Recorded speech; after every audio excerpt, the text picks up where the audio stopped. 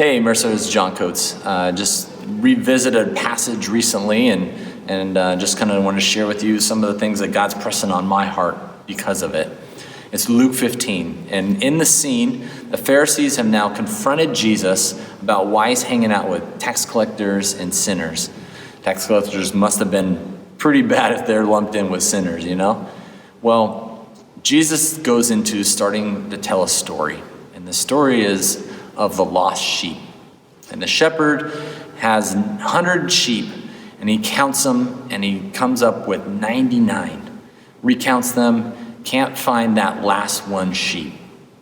And so he decides to do something kind of radical and leave the 99, which I'm sure had needs and things for him to attend to. And he decides that I need to go after that one sheep. And so he takes off and he goes and pursues them, finds them, and saves them. And this story reminds me of a conversation I had recently with the EMT. They, when they come up to an accident, they quickly make a decision and assess everyone that is injured and decide who needs the most attention.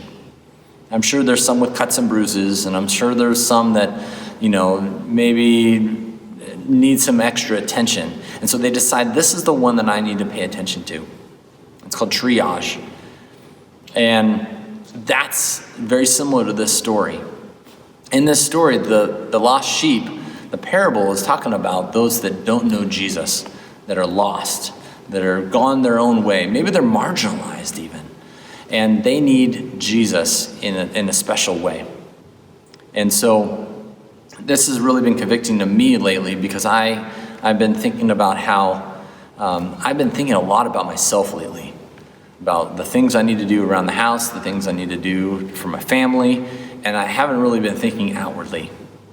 And so this week, my challenge for myself and hopefully my challenge for you guys is let's keep our eyes open. Who are those lost sheep that we're running into? If that's neighbors, if that's people that we're coming in contact with. And so that way we can share the love of Jesus with them. Thanks.